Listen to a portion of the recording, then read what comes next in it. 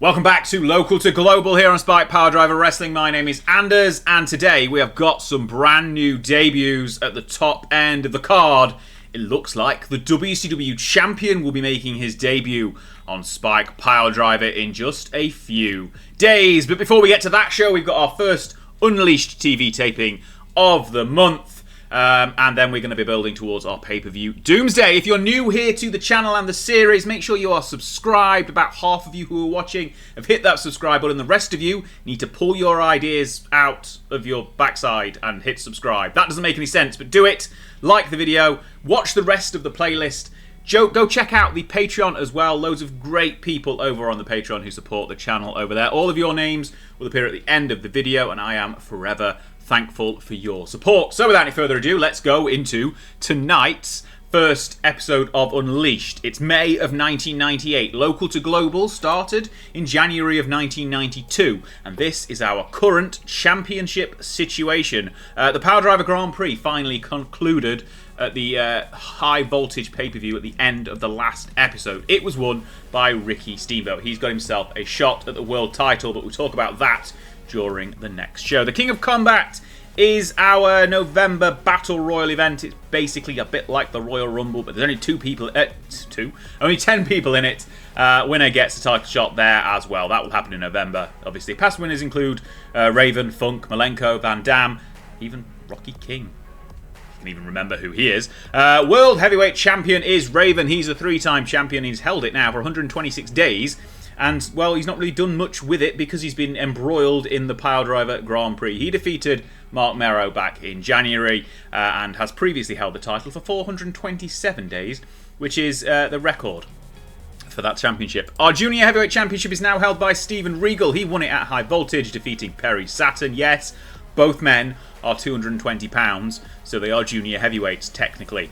Regal, new champion. Former champions you can see include there Jeff Hardy, for example, who, speaking of, is half of the tag team champions, 2-time champs, the Hardy Boys, or Hardy Brothers, Matt and Jeff Hardy. They won the titles back in December and have defended them 10 times now, which I believe may be the most in any single reign with the tag team titles, which is pretty impressive. Actually, 154 days as champion, not quite the longest reign just yet. And TV champion, who you will have seen win it last time around at the end of the last episode, was Bill Goldberg. He became the new TV champion. I believe he is still undefeated, and he defeated Samu, who only defended the title once in 126 days. But there we go. He's now champion, and he will be defending the title tonight on Unleashed. They're the champions. This is the company. You can see here we are currently ranked medium, but we are not far away. We need 5 regions at 77 over popularity in the US. We've got 1, 2, 3, 4 so far. We need 1 more. So we need 4 popularity points in any of these 3 regions, and we are there. That'll happen very, very soon. Around the world, we are getting quite quite popular in Canada. Mexico is coming along. We need 2 regions at 40 to get a TV deal in Mexico. We are close to that. Give it 4 or 5 months. We will be at that point of doing so. By the end of the year, we'll be on TV in Mexico. We're on TV in the British Isles. We are increasing our popularity there. Same can be said in Japan, which obviously we are in that position because we bought a Japanese promotion. Just like we bought most promotions where we gained popularity around the world. Europe is coming on strong as well, in the 20s now for every single region, so trying to pick up a bit more coverage there. Oceania and India we are not paying attention to at all. We are currently the 2nd biggest in the US, but behind WCW globally, so still 3rd in the world so far. Right, time for Unleashed, which you can see on MTV, so we are going to get some gains from this one. We start the show, which is at the Mississippi Coast Coliseum in front of 10,667 people. With Goliath, he brings the remnants of the Piledriver Grand Prix trophy to the ring. If you wonder why that trophy is broken, well, you should have watched the last episode. Go check that out now and then come back here. But if you already do know, then it's because he beat up Ricky Steamboat and broke his trophy. Steamboat has not got a chance of hanging around here. Rushes down to the ring, storms in, attacks the Giant from behind, has him on the back foot until Goliath manages to exit the ring just before Steamboat can sort of hand him the death knell, death blow, whatever. They will battle for the #1 contendership at Doomsday, which is our beginning of June pay-per-view. That pay-per-view will be happening at the end of this episode. So that is match 1 booked already for that pay-per-view. And this, starting the show, Brawl gets an 85, which is a great way to start the show. Goliath's popularity is continuing to increase. Ricky Steamboat is continuing to be a stalwart, the bringer of all great ratings. The 1998 version of early 90s Dean Malenko. In only long-time fans will understand that, because he was a ratings machine. But on a completely different scale. 85 for Steamboat, though, and we go into tonight's opening contest, which sees Steven Regal make the first defence of his Junior Heavyweight Championship, the first of several title matches tonight. He defeats former champion Super Crazy with the Regalplex. Both men put in pretty solid performances. Regal up at 62, though, and the match itself gets a 63. I think we're finally finding a way to get Regal over and push him, essentially. Junior Championship, that will do it for you. 63 for the match is good. Then we see Scott Hall, who you remember has joined us, but he's got absolutely no stamina whatsoever, and he's got drink and drug problems that he will not kick. He heads to the ring and announces that he has found his first real target. He promised that he wouldn't get in the ring until he found someone he was deeming worthy to face. And he may have some side business with Raven in the future. They had a little angle on the pay-per-view at the end of last episode, but he's got his sights set on the Hardy Brothers and their tag team titles. He wants a title match at Doomsday, but he won't reveal who his partner will be until much closer to that night. And it's a good angle. 78. Hall, good on the mic. Can't wrestle for any... Well, he can still wrestle. He just can't wrestle for very long. But he's very good on the microphone. 78. And we go into a Hardy Boys tag team title defence as they do the unthinkable and beat Big Bad Above Average Joe Kazana and Paul Levesque of the Above Average team. Paul Levesque obviously took the L because nobody can beat Joe Kazana. Matt Hardy getting the victory with a twist of fate. Hardy Boys make their 11th defence of the World Tag Team Championships, and it gets a 69, which is very, very nice, of course, because Joe Kazana is involved.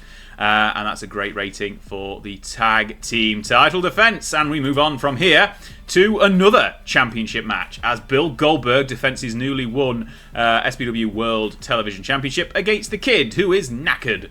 And it's another loss for the above average team as Goldberg gets the victory in 10 minutes. And it's only a 60 because Goldberg can't perform that well in the ring, and neither can X-Pac. So never mind. But on the mic, Goldberg is gold.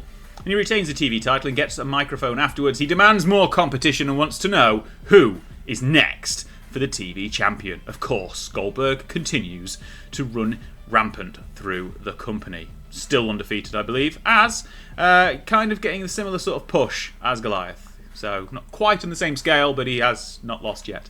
80 for his promo afterwards, and we go into potentially a collection of future challenges for him. As Mero, Brutus Blades, and Perry Saturn win in a thrown-together six-man tag against Bagwell, Christian Cage, and Jim Neidhart. Neidhart obviously there to take the fall from Mero. Struggled to keep up, and Brutus has sustained a serious spinal injury, and that is a downer. He's only just come back from injury as well, and it gets a 66 for the match, and that has left it a sour taste for Brutus. He didn't want to do the job a few weeks ago during the Grand Prix, and now he's injured again. Serious spinal injury. We'll see how long he's going to be out for afterwards. But we'll regroup. We'll get our heads back in the game as Raven comes out and talks about it looks like he might need an opponent for Doomsday now that Ricky Steamboat has got his hands full with Goliath. He likes this idea and finds it hilarious. But his quest for an opponent doesn't take long as Davey Boy Smith arrives on the scene and lays down his challenge. But the interruptions continue as Rob Van Dam comes out and claims that by beating Davey Boy in the Grand Prix semi-finals, he should get the shot before Davey. But continuing the interruptions once again, the American Dream arrives, and he says because he actually won at High Voltage, which Van Dam didn't because he lost in the Grand Prix final, he has a better claim. And of course this is leading to a four-way title match at Doomsday. Of course it is. Davey performed poorly in the segment despite improvising well. Dusty Rhodes came out looking excellent. Raven looked good. Van Dam did well. Everyone did well, really, apart from apparently Davey Boy. And he gets an 89, which is an excellent rating from these 4 guys. All good on the microphone. And job well done to start selling a 4-way at Doomsday alongside the Steamboat Goliath match. So here we go. We've got 2 matches booked already. And the main event is a collection of those 4 men, plus Terry Funk and Tatsumi Fujinami thrown in for good measure. It's Dusty submitting Terry Funk with a figure 4. You got the victory over him on the pay-per-view, and he's done it again on TV. And it's an 81 for the main event. A good way to finish the show. Not an amazing way to finish the show, but it should be enough. An 82 overall is definitely going to be enough to keep the popularity increasing in the US. Our coverage on Eurosport for Unleashed is now hampering our growth in the UK regions, but we've got ITV for the pay-per-views there, so that's fine. Anyway, right, let's have a look at what is going on with Brutus. He's going to be out for a whole year. Unavailable surgery, unavailable for any booking, out for a full year. That's really disappointing for Brutus, whose career has been hampered by injuries. And that continues. Finance-wise, made $571,000 on the event. Broadcast revenue from MTV being the big booster there. And popularity recap up to 74 in the Great Lakes, not far off 77 now at all. A couple of other boosts elsewhere. We're up to 71 now in most regions of Japan, apart from Shikoku, which is still down at 61. Canada getting some gains, up to 65 now in Alberta. We're probably going to have to make our Canadian have we had a show in Canada before? I don't think we have. Our Canadian debut is what I was going to say. As we get bigger in those regions there, and I think we need to get to 53. I think that was a target. 4 regions in 53 to get better coverage in Canada. Now, you will, if you are new here, you will notice that I always talk about the broadcasting deals and what we need to get better deals, because that is something I'm very obsessed with. And because it's the late 90s, I'm not making my own broadcaster. Now, that's something, if you were playing a modern day local to global, I would highly recommend, because you can control where your coverage is and you can make the investments as and when you need it. You don't need to satisfy other demands from various networks to basically get the coverage. Much more control for you, but obviously much more cost as well, so it's a bit of a balance. But if you're doing a local to global set in, say, 2025, go and do your own network is my advice. Don't worry about trying to get on ITV, for example, which is what we've been doing a lot recently, but we now are on ITV for our pay-per-views, which is great. Anyway, news-wise, don't care about Bryan Adams. Brutus Blades is injured for the year, as mentioned, and Unleashed was viewed by 4.7 million people, mainly thanks to that big increase now being on MTV. If we look at the show history, you can see MTV viewers at 3.8 million. It was 3.8 at the time before, and then the TV show before that, before we went on MTV, was here, A&E, 2.2 million. So we've really increased our viewership just by getting on to MTV. Right, let's move on. This is the coverage, basically. You can see we've got slightly different for TV and events. We're better on TV in the US, but better everywhere else on events, essentially. And we'll soon be on TV in Mexico as well. Anyway, right, that's the end of the first show. We'll be back in 6 days for the next Unleashed, and pay-per-view is in 27 days' time. So hang on, and we'll do more shows. We're making a massive dent into that debt, actually, by the way. Making some big money this month. Hopefully we're going to get down to the point where we're not in the red before too long. Right, let's go forward. Another week. Let's do it. Alright, it's Unleashed time once again, and we are in a new region. We're in the Great Lakes, and we've got a couple of debuts to go through tonight. And then after the show, I've got some contract news for someone who's not here, who we're looking to sign. But we'll get into that very shortly. We're at the Holman Center, which isn't in Michigan, but it's close enough. And we start the show with unfamiliar... hang on. That's supposed to say unfamiliar music, as we get a debuting White Thunder Scott Steiner making his entrance to the ring. He's cut his hair and bleached it blonde since he was last seen on WCW TV, where he was the reigning WCW Heavyweight Champion of the World. He never lost the title, and if you ask him, he'll tell you just that. He's here in SPW to show the so-called stars what a real superstar looks like. Steiner's here to kick even more ass than he has before, and he wants to start that ass kicking tonight. Masterful job improvising, great gimmick rating, got the start of the show off nicely, a 73 for his starting, debuting promo, and a new look for Scott Steiner. Sort of a brown, black, whatever it was before, mullet was what he was wearing before, and now he's got bleached blonde hair, sunglasses, and a goatee. So new look since leaving WCW. 73, more era appropriate as well. 73 for that one, and we start the first opening contest, the first contest of the night. It's been a long day. Scott Steiner defeats Van Hammer after 10 minutes with an overhead belly-to-belly suplex. 72. His in-ring performance is 90. Wow, I cannot wait to do Scott Steiner against Ricky Steamboat, because that one could be absolutely incredible. Match of the ever, all time. 72 though, even against a bumbling Van Hammer who's no longer Terry Funk's protege, because we've kind of just forgot about that, seeing as Funk has turned heel. Anyway, moving on, we get the above average team, the full roster. Big bad, above average Joe Kazana, slightly less bigger and badder and averager Paul Levesque, the Kid, and Angus King. Perry Saturn, Tatsumi Fujinami, and the Hardy Brothers are their opponents, and it's Saturn's team who get the victory over the above average team. Matt Hardy pinning Angus King with a twist of fate. King was the weak link. His performance down at 29 now. Okay, he is. It's not. That can't just be that his popularity is low. He is definitely regressing. I'm going to have to check his profile out. There was a comment asking a question about him the other day, and I think it's more than just what I said. I think I said it was just popularity. Now I think if at 29, it's more than that.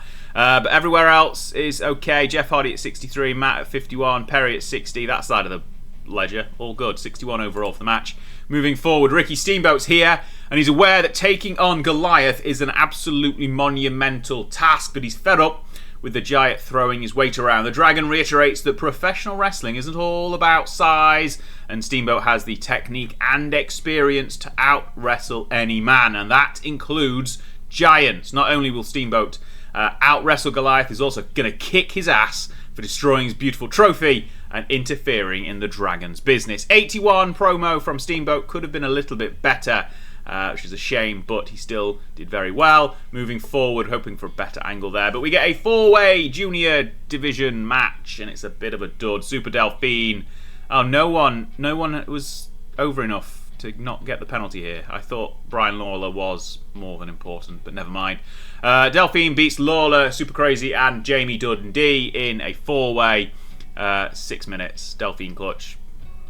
Is it? Poor match though, 38. In-ring performance. Bit of a... never mind. We'll bring it back though with this match as Goldberg defends the TV title against Bagwell, and he wins with a jackhammer. Second defense of the World TV title. Gets to 74. Goldberg's in-ring performance is only a 58, but he keeps getting good ratings. He is a man with lots of star power, star quality, whatever the correct name of the attribute is. Stats, not attribute. 74 though, excellent stuff. Another defense for Goldberg. No promo afterwards though, because we go straight into an American Dream promo when he talks about his renewed hopes and dreams of becoming the world champion for one last time. He's had his shot at Raven before, but now he knows exactly what he needs to do to get the job done. The addition of two other men doesn't help, but he's a wily veteran, and he can handle any situation. Unfortunately for the Dream, RVD attacks him from behind with a chair. Van Daminator, which I think I have definitely spelt wrong in my haste of typing it up, from the Best Damn Wrestler, puts him down, but Davey Boy runs out to make the save. Davis sends RVD out of the ring with a massive clothesline over the top rope, and he checks on Dusty. 87 for the Dusty promo, 80 for the attack, 89 overall, so that's good. We'll move on to Raven having a match in the main event against Angel Azteca. An absolute classic in-ring performance from both men. 79 for Raven, 71 for Azteca. Gets an 85 overall, and Raven defends the World Heavyweight Championship in 17 minutes. 85 match rating, excellent stuff. Even flow DDT for the champion. A nice solid TV defense against a really solid opponent who is getting better and better day on day. Raven then grabs a microphone after his victory and talks about how he just needs to sit back and relax as he lets his three challengers for Doomsday take care of each other. Dusty, RVD and Davey can fight amongst themselves as Raven easily retains his title. But he then gets interrupted by another debut. It's Kerry Von Erich. The former Texas Tornado hits the ring and tells the challenger the champion that he's got a lot of challengers waiting in the wings. So if he wants to fill some time before Doomsday, then Von Erich will gladly step up and show him that the Iron Claw is still the most deadly hold in wrestling. Kerry with a fantastic promo and a great debut as well. And it gets a 92 to close the show. And we've got Kerry against Raven next week on Unleashed. Just a random TV taping with a world title match of that caliber. Excellent stuff. And we're still on the road to Doomsday with a 4-way. So it could be Von Erich in the 4-way defending the world title. Find out later in today's video. But an 85 overall is excellent. The show really came on strong towards the end. 89, 85, 92. The little dud there with the junior match didn't really matter. Steiner started things off nicely as well. Should be up in 29 regions. We'll check on that in a second. Finance-wise, another 500k, obviously a little bit less because we had slightly lower ticket sales from being in a slightly less popular region. But still, up to 79 in the Mid-South, 74 in New England. Lost my voice for a second there. 23 in Europe now, 60 in Quebec. We're doing nicely. We're getting some we just need one more region in Canada up to 53 and we will get there. Right, that's good. We're excellent stuff. Right, as we go through, we got some contract news. So I think you hopefully will remember in past videos I've mentioned Randy Savage. He left the WWF, but his popularity is so that he will not sign with anyone else because no one else is big. So WCW are smaller than us. We're not quite big enough yet. So he's just sort of sat there. And I've been waiting until we get to that 77 threshold to move into the big site and then offer him a contract and bring him over and use his immense talents and popularity. But unfortunately, the WWF have finally come calling. So it's clearly been 6 months plus since he left. And he's now considering them again. So we'll quickly have a look at that and see if anything has happened there. Masachono's contract's ending. We might have a quick look at him in a second. Another 4.8 million watching on TV. Let's quickly go in here and I'll show you Randy Savage. He's still unable or unwilling to negotiate, and he will not request. He will not accept any request for negotiations. But he is negotiating with the WWF, so brilliant. Anyway, right, we'll jump forward now another week and get some more TV taping in the books as we continue through the month of May. Okay, we continue building towards Doomsday, and we've got some more great matches being made tonight, so let's go straight into it. I think we're in Kansas. Indeed, we are at the Kansas Coliseum. 11,832 in attendance, which is absolutely massive. And we start with a match, which is strange, because we normally start with an angle. And maybe we should have started with an angle, because it's not the greatest of match at all. 59 for the segment rating. The Hardy Boys, though, get another defense of the tag team titles. This is 12th defense for them. Victory over the Sheep Herders. Another Omega event to Luke Williams gets the job done. Jeff Hardy, once again, head and shoulders above everyone else in the match at a 66. Matt at 52.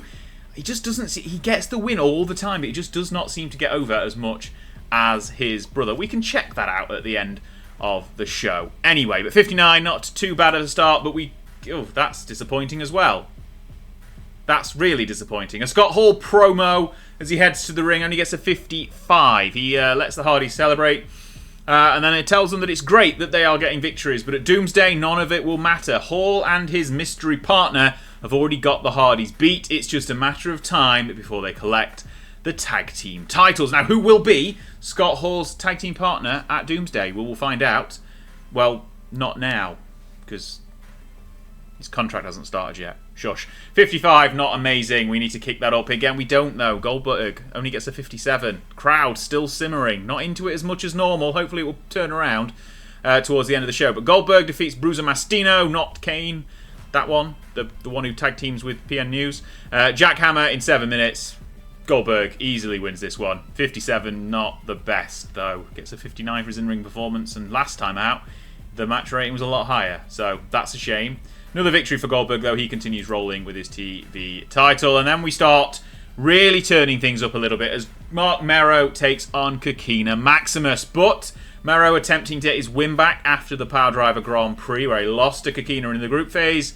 Well, he technically does, but only when Haku and Congo run in and attack Mero and cause the disqualification. They've got great chemistry, which is something I'd forgot about, but I'm glad I didn't forget completely and never put them together again. But he gets an 80. The match rating is an 80. Wrestling at 74. Both men in the 70s for their in-ring performance. Crowd loved it. Bit of a shame that the finish wasn't clean, but we are building to something here. Mero gets the victory under dubious circumstances. 80 though, and afterwards the beatdown continues. The Throne of Savagery are not happy with the disqualification, and the three giant men decide to beat down Mark Mero anyway. Well, of course, that's what they were going to do. That's why they hit the ring. Marvelous One gets absolutely crushed by Kikina, but the TV champion rushes back out to make the save. Goldberg rips Conga in half with a spear, but Haku and Kikina are too smart to hang around, and they exit the ring to safety. This is building to something. Doomsday, 61. Not amazing. Crowd, though, are finally into things, which is good. And we move on to our next match, which is the co-main event. We are quickly running through Unleashed tonight. There was a six-man tag. Steamboat, Davey Boy, and Dusty Rhodes took on Goliath, Rob Van Dam, and Samu, because we needed an extra body, because Raven's in the main event. So that's why we put Samu in here. It only gets to 79. I was expecting a little bit higher. Steamboat with his 89 in-ring performance is clearly the best of the bunch. RVD at 81. But anyway, it's Steamboat getting the victory over Samu with a diving cross body in 18 minutes. Goliath on the losing side, so that's obviously going to piss off the big man, which it does, because after the match, he gets in a bit of a fit of rage. He grabs the victorious dragon, launches him from the ring, and then beats him down on the outside before slamming him and breaking the announce table with an absolutely monumental chokeslam. Goliath once again beating on Ricky Steamboat. And there was a note before this show, in the pre-show, from Mr. Steamboat about how much of a great future he thinks Goliath has, and he's willing to put him over in a match. So that releases eases the potential headache I had about who was going to win this one at Doomsday, because Steamboat, the fantastic professional that he is, has just gone, let Goliath win. Go for it. He's the future. So that's obviously not in kayfabe. In kayfabe, he is fuming and actually probably unconscious. But still, 76 for the angle rating. Got a little bit sidetracked there. Building once again to the pay-per-view. And then the main event, Raven takes on Kerry Von Erich. It signposted it last week. Von Erich said he was willing to step up to the challenge.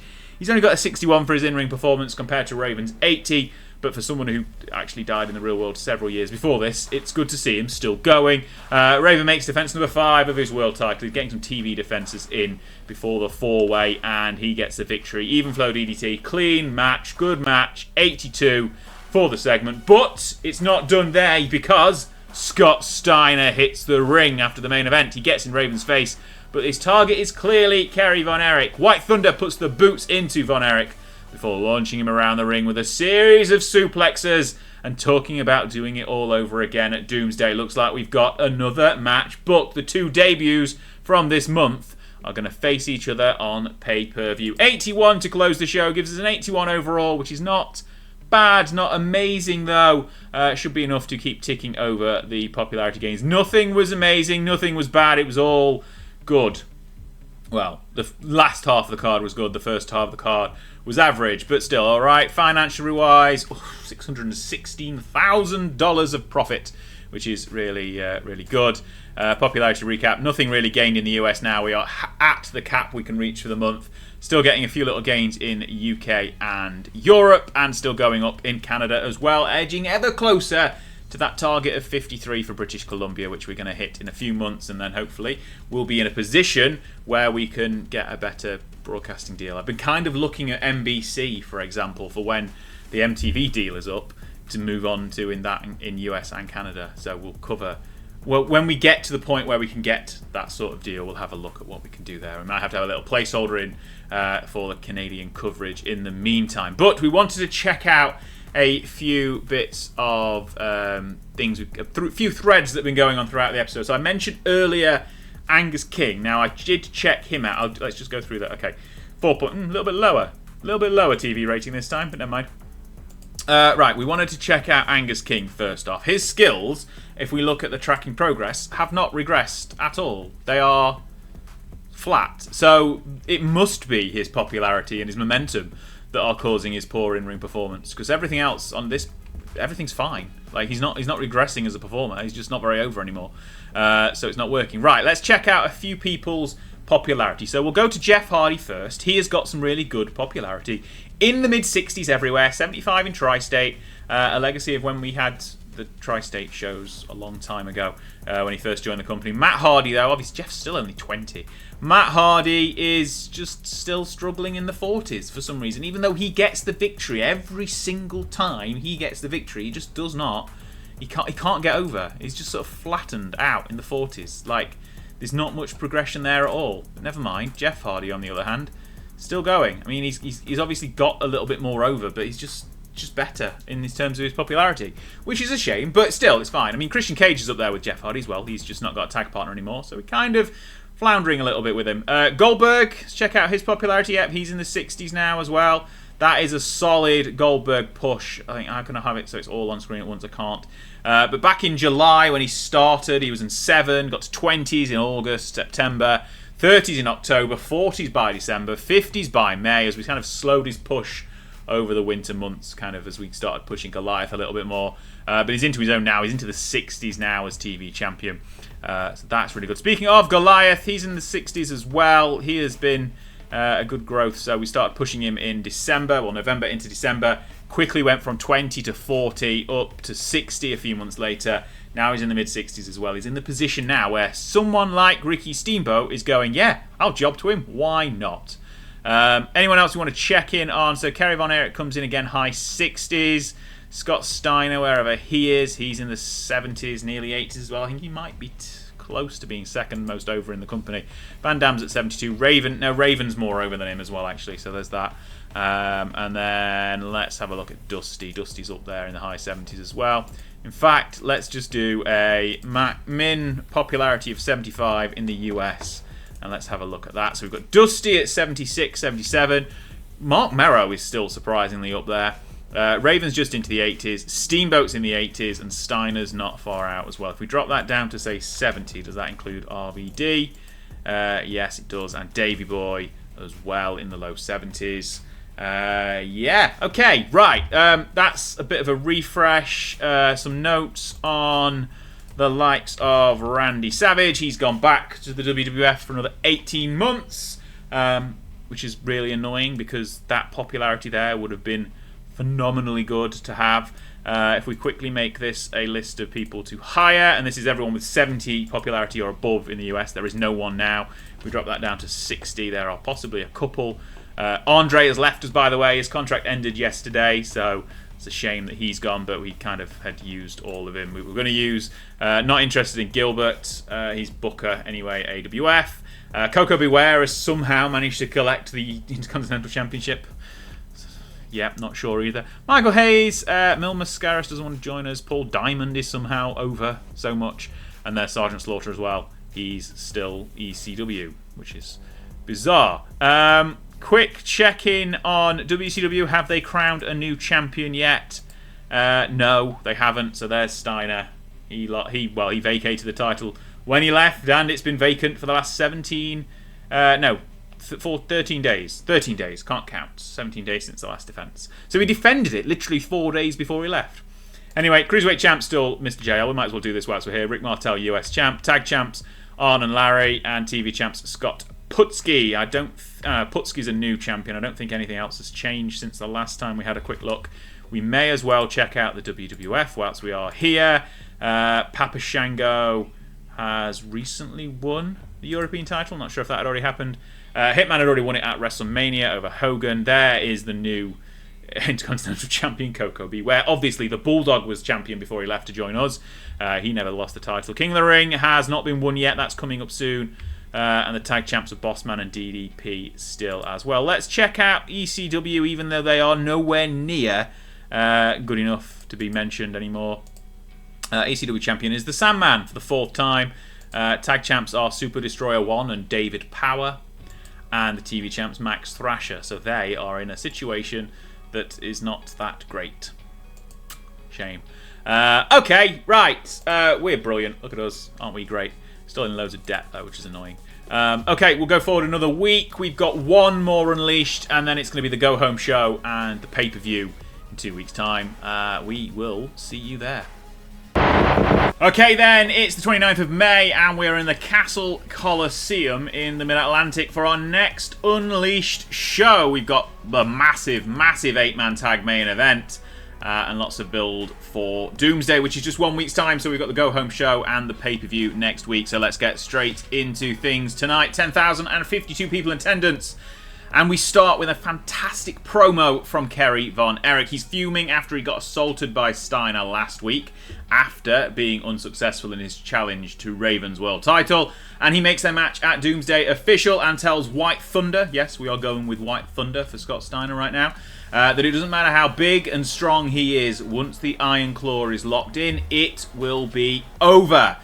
He improvised very well throughout the segment. Crowd loved it, ate it up completely. 90 for the promo is a great start to the show. That's why we start with promos. And our opening contest is just a simple victory for Mark Merrow over Sonny Trout, who I'm not sure has been on an episode yet. And he's got a silly name. And apparently, despite looking at his picture, he's a junior heavyweight. Anyway, 70 for the match. All about Merrow. Sonny did a good job with in-ring performance on the job side of things. So 52 TKO, enough for the victory for Merrow. He's going to be in a match with Goldberg at Doomsday, but Goldberg's doing other things tonight. Anyway, junior champion Steven Regal, bit of a poor promo here. He confirms that Super Delphine has earned a title shot at Doomsday, and he finds it absolutely disgusting that he has to wrestle at such an event and defend his title, but there's no doubt that he'll retain the title, and you'd be an idiot to think otherwise. 44 from Regal, he's finding his feet in America. Promo skills are a lot better than that rating suggests. But never mind, 44, still good. For what we'd expect. And then he teams with Lance Storm and defeats Super Crazy and Super Delphine. Storm submitting Crazy with a Canadian Maple Leaf. Not too bad really for a mid-card match. It's all Storm and Regal. The Super's not quite up to the same standard. 57 overall for the match rating is serviceable if nothing else. We move on though, and it's another tag team match, and this time it's the Hardy Brothers defending against the makeshift team of Jack Victory and the Vampire Warrior, who do not have chemistry, so this will be their last appearance together. It was just a thrown together job team. As the Hardy Boys get another victory, defense number 13 of the title. Jeff Hardy, head and shoulders above everyone else. Gangrel, the weak link, essentially, compared to the rest. That's because Jack Victory apparently put in an excellent performance. Still, 66 is, well, again, good for our mid-card tag team titles, and their night is not over yet though. It's not a good night for the Hardys, because afterwards the Hardys celebrate another victory and Scott Hall makes an appearance, as does a masked man. They slide into the ring. You can see who it is by looking at the pictures. Don't do that, just avoid looking.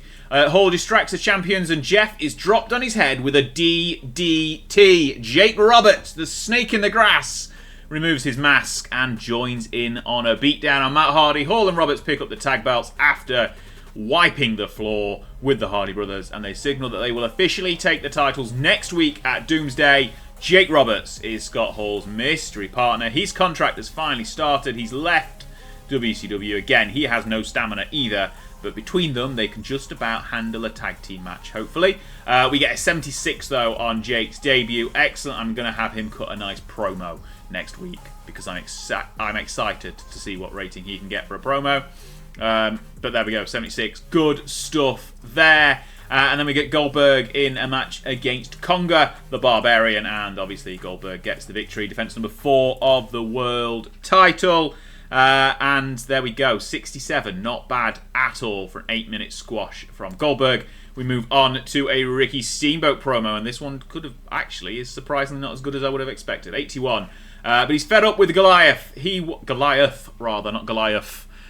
He wants to end this one once and for all. And if Goliath is determined to put the dragon down, then Steamboat wants it done properly. He wants a steel cage match, and he's willing to put his #1 contender status on the line in order to get it at Doomsday. So we're going to drop a cage around these pair and finally settle things between the Dragon and the Giant. 81 is a good promo, not a great promo from Ricky Steamboat. And we move on towards our main event. And Davey Boy Smith, Ricky Steamboat, Dusty Rhodes and Kerry Von Erich take on Raven, Rob Van Dam, Scott Steiner and Goliath. Three main matches at the pay-per-view, all in one match here. It's fantastic, great match, but after 20 minutes, The referee just cannot handle things anymore and throws it out. Utter chaos ensued. Obviously, 8 main eventers. It's going to be an absolute carnage.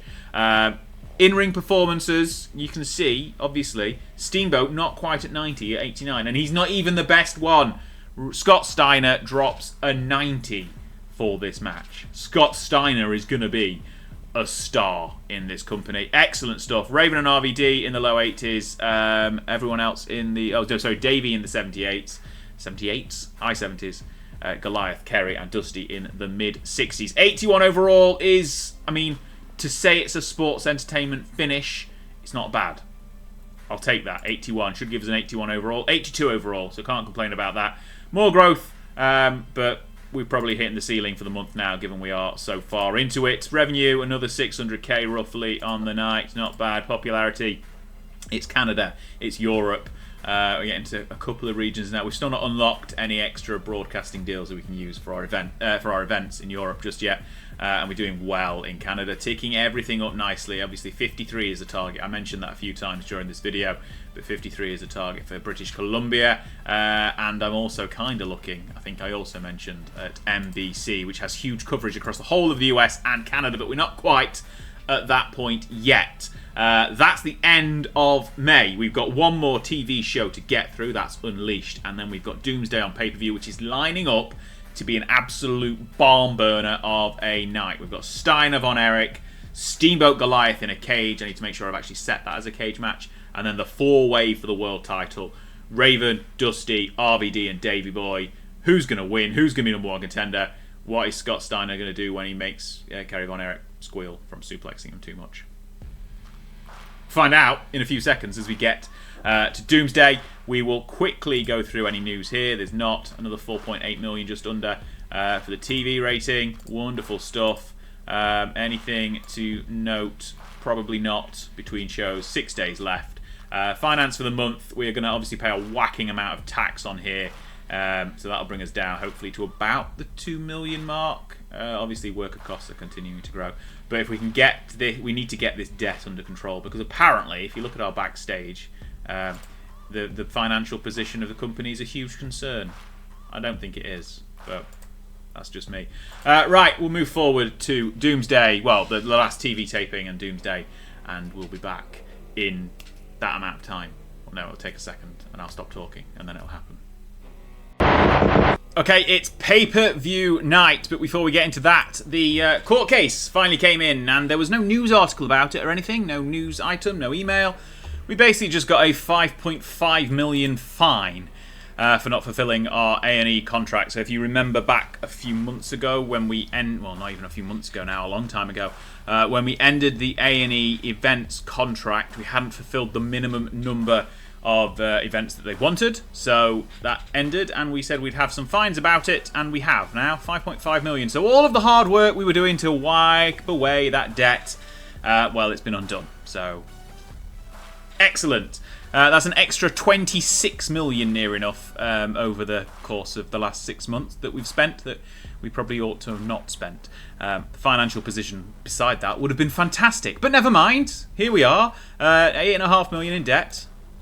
Excellent. Pay-per-view day, though, and it's the go-home show of Unleashed first, and we're just going to go straight into things. We are at the Thompson Bowling Arena, obviously, in the southeast. This is where we normally hold our pay-per-views. And we start out with Raven cutting a fantastic promo to start the show. Gets a 92 rating for this. He starts the show, and he has no fear about the 4-way world title match later tonight at Doomsday. He knows that he could theoretically lose his world title without even being in the ring. But that won't happen. Raven has let his 3 opponents get in each other's heads to the point where none of them believe that they can win. I'm not sure about that, but that's what Raven says anyway.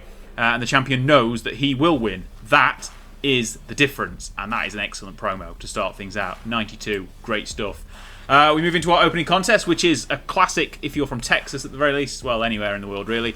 But Kerry Von Erich and Terry Funk go to war, and it's the Iron Claw that gets the victory for Von Erich over the Funk family. 71. Good opening contest. Just sort of throw this one in there just to get Kerry some reps in before he gets onto pay-per-view later tonight. Been a good addition to the roster, but there we go. 71 over Funk. Both guys with a 63 for their in-ring performance, which is, I mean, the crowd rating is nice at 69, and it gets a 71 overall, so who am I to judge?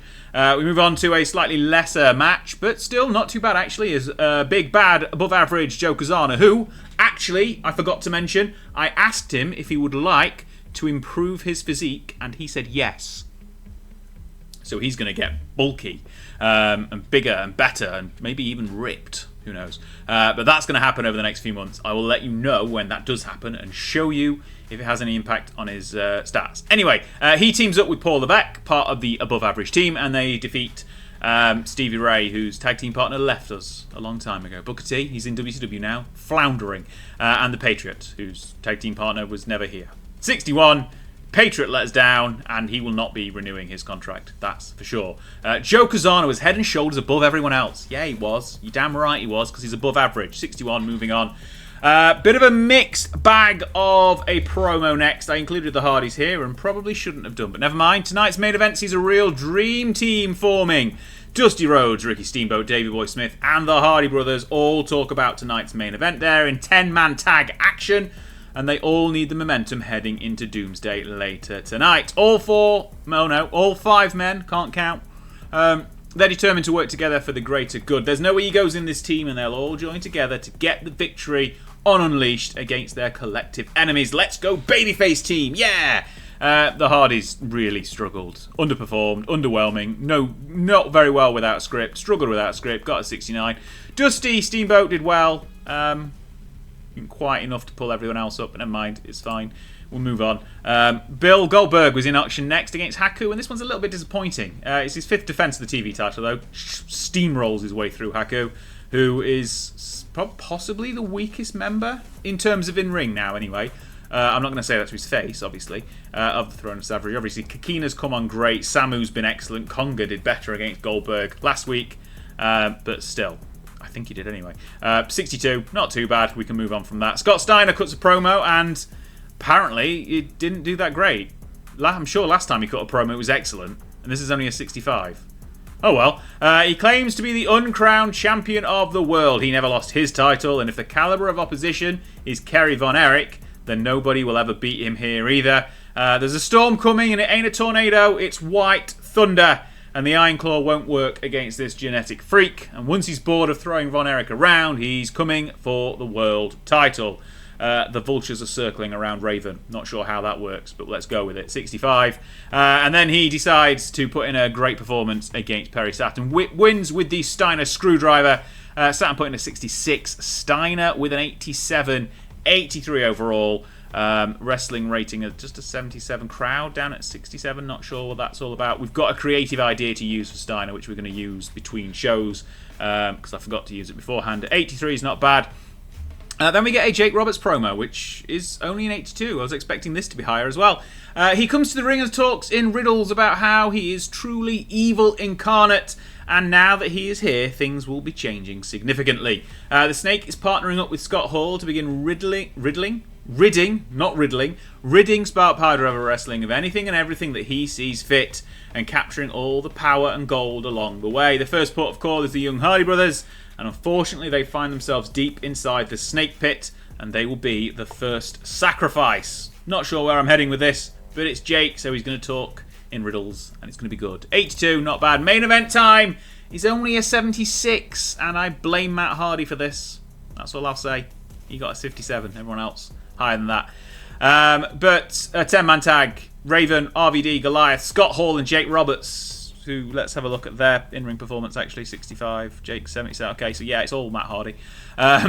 Sorry to put the blame on him. They defeated Ricky Steamboat, Dusty Rhodes, Davey Boy Smith, Matt and Jeff Hardy.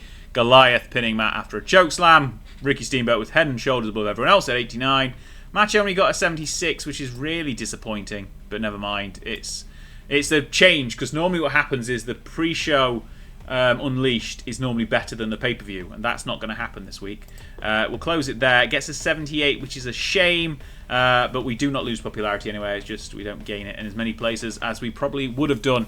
Nothing was bad. In fact, everything was good. 61 was the lowest rated, but nothing apart from that promo at the beginning was excellent. So there we go. Finished the show on 78. Not bad. Let's go through and add our broadcasters for the pay-per-view. And we will just add them all because that's what we're going to do. Obviously, it's on pay-per-view. User selection, yes. Excellent. Locker room incidents before we go into it. Goliath and Kerry Von Erich went outside between events and had an argument. Yeah, that's wonderful. Right, let's go in now and have a quick look at some creative ideas. Now, I definitely remember there being one for Scott Steiner that we needed to use. Yep, and we've got a Jeff Hardy one as well. Let's deploy that now. And it's a success. He's now hot. Momentum-wise, obviously. Jeff Hardy, where are you? You can use yours now as well. It's a near certainty. We'll go with that. Excellent. Yep, success. And should we try and give Matt Hardy one as well? He's very warm. We'll give him a likely to succeed character idea. Success. That's helped him as well. Hot. Okay, right. Let's do that. We've done that now. Let's go through, book the rest of the show. We've got our pay-per-view to go through. And we'll put the matches together and we'll be back in a second. Okay then, time for Doomsday, and we are not doing any pre-show matches, we're going straight into things. It's 21,678 as usual in attendance, and we're starting things off with Ricky Steamboat on a promo that's not amazing, only a 74. Ricky Steamboat admits he is risking it all tonight. He fought hard for 4 months to win the Power Grand Prix and become the new #1 contender, yet tonight he finds himself locked inside a steel cage with a giant. He muses that he may have been dropped on his head a few too many times over the years, but when he slays Goliath tonight, it will all be worth it, and he will finally put that chapter behind him. Good start to the show, though, with a 74. Was probably expecting a little bit better, but still not bad whatsoever. And the opening contest is a cracker as Scott Steiner defeats Kerry Von Erich with a Frankensteiner. 91 from Steiner's in-ring performance. That is exceptional. Put him against a better dance partner than Kerry Von Erich, and that would be a fantastic match. If we go Steiner Steamboat in the future, I reckon that's pulling in the high 90s. But still, 79 is a good way to start the show in terms of in-ring. And we get the next match is slightly less, but it's to be expected as Steven Regal defends the junior heavyweight title against Super Delphine. Regal Plex is enough to make his second defense of that junior title. 67, not bad. Regal is slowly but surely doing well now. We've finally found something for him to do after several years. We move on to, speaking of something to do, we're just sticking this match together because we need to put people on the card. It's the above average team again in 8-man action against Sagrado, Guerrera, Crazy and Van Hammer because we ran out of luchadors. But Joker's on as men get the victory. Paul Levesque putting things to bed with the inverted Indian Deathlock, I guess, making Guerrero submit. Yokozuna once again, head and shoulders above everyone else. Of course he is. Angus King and Kidd and Levesque all in the 40s. Joe's in the 60s, of course he is. He's excellent. 57, not bad. Move on. Another thrown together match, this time slightly higher up the card. Christian Cage, Marcus Bagwell and Terry Funk defeated Perry Saturn, Tatsumi Fujinami and Angel Azteca. Bagwell getting the victory with the diving clothesline. 75, it's just because these guys are towards the top of the card and they're not on the show, so we put them on the show. Moving on. This one, we did build up a little bit. It's Goldberg and Mark Merrow against the whole of the Throne of Savagery. 4-on-2, but the odds do not matter in the slightest because Goldberg and Merrow get the victory. Goldberg pinning Haku with a jackhammer for the second time in the night, I think. Anyway, 75 for the match rating. Excellent stuff. Samu and Kokina on the heel side of things getting mid-60s. Mark Merrow with a 76. Goldberg at 57 is not bad either. Match rating of a 75, though. Really good stuff. Sherry did some good work at ringside, but it's Goldberg and Merrow who get the victory. And Goldberg wants to know, with the whole Throne of Savagery behind him, simple, who's next? He improvised well on his 2-word promo. Gets an 80 rating, though. Maybe we'll give him Merrow next, because, you know, they're just teams, so why not? Moving on. More important matches on the card. Because we've got the Hardy Brothers defending the World Tag Team titles against Scott Hall and Jake Roberts. And it is a bad night at the office for the Hardys as Jake and Scott Hall get the victory. Outsider's edge on Jeff Hardy from Scott Hall does the business. Match designed to tell a specific story, and that specific story was these old guys have still got it. Hall, Roberts, new tag team champions. The reign of the Hardys is over at, I think, 7 or 8 months. I can't remember if it was November or December, but they've been tag champions a while. 68, not bad. Not bad at all. Jake Roberts slightly better in ring than Scott Hall, but still good. Not bad. We'll move on from that. It's a good mid-card match. Promo afterwards, even better. They collect their newly won tag team titles and grab a microphone. The new champions declare that this is the beginning of the end for not just the tag team division, but SPW as a whole. I'm not sure about my grammar in that sentence, but I wrote it quickly. Many other groups have claimed this, but Roberts and Hall are going to collect every championship and every bit of power in the company until there is absolutely nothing left. 88 for the promos. Good stuff. Good stuff. I think we might try and expand this group a little bit just to see if we can get another new heel faction, because we like them apparently. 88, good promo. Move on to Steamboat and Goliath inside a cage, and we had to lower the risk because ITV said it's too risky, we're not putting that on our network. And in an absolute upset, Goliath defeats Ricky Steamboat after a chokeslam from some point in the cage, I'm not sure where. Steamboat drops an 89, Goliath only a 63, and segment rating only got a 79. I was hoping for better, but Steamboat said he'd put Goliath over, and he has done. So Goliath is the new #1 contender, and that is, well, the push is finally coming to an end because he's at the top. Goliath's #1 contender. He's beat Ricky Steamboat. There's very little left for him to do apart from win the world title. So we'll see if he gets that done in the next month or two. Right, 79. Slightly disappointing, but still good. And then oh dear. No, that's not good. Two reasons that's not good. RVD's injured, and the segment rating was a 69, and that's not nice. Dusty Rhodes upsets everybody by making Rob Van Dam submit to the figure 4 leg lock. Raven has indeed lost his title without being involved. He foreshadowed it. Dusty unfortunately gets a 64 rating and wins the world title. RVD, despite tearing his rotator cuff, has only got an 82, and for some reason the segment rating gets a 69. That is a disappointing end to Doomsday. Dusty Rhodes is your new world champion, though, and afterwards he celebrates.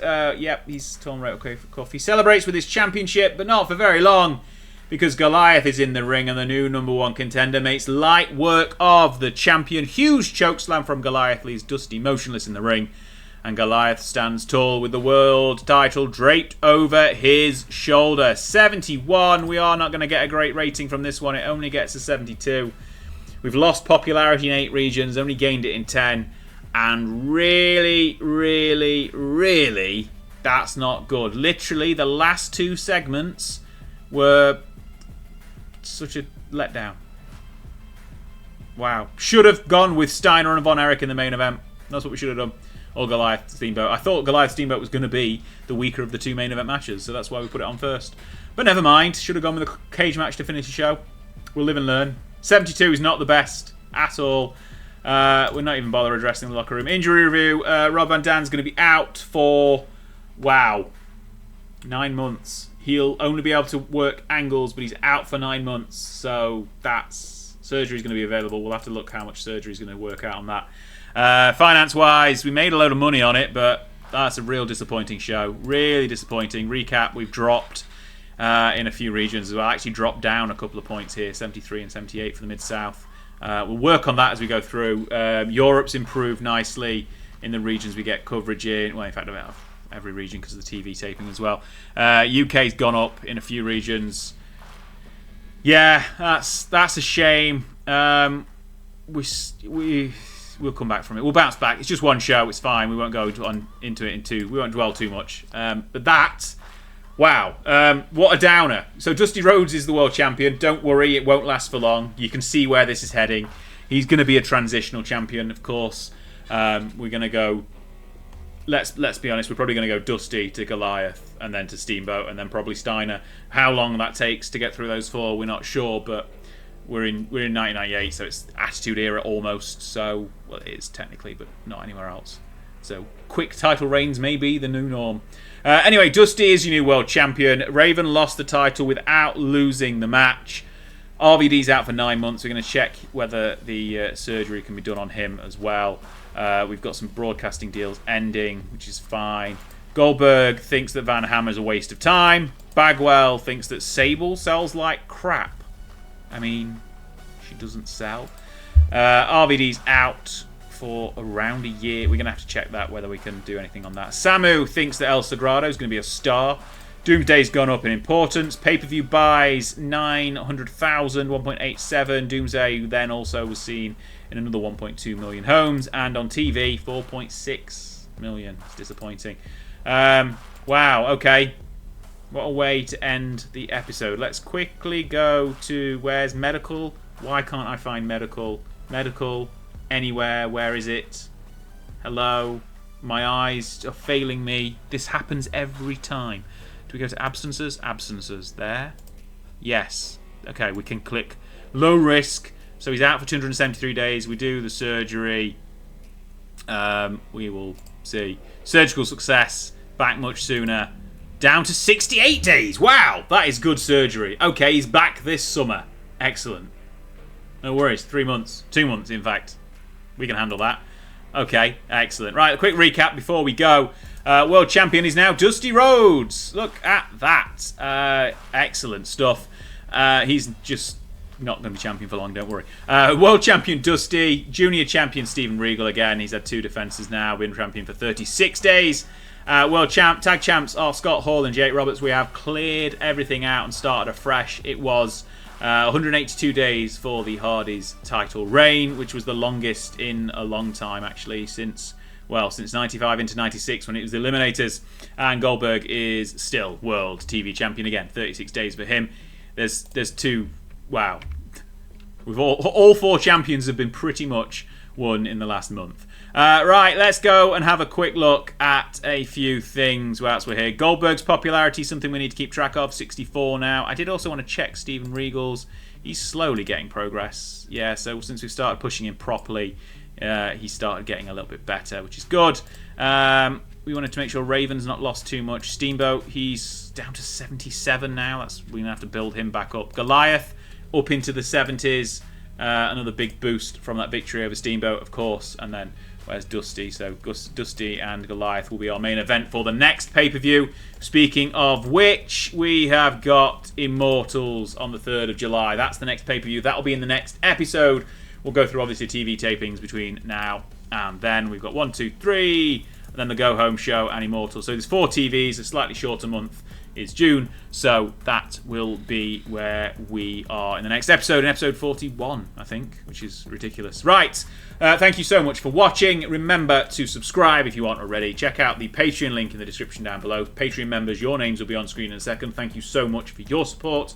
Like the video, comment down below. Everything else is as standard. And I will see you on the next episode of Local to Global. Thanks so much for watching.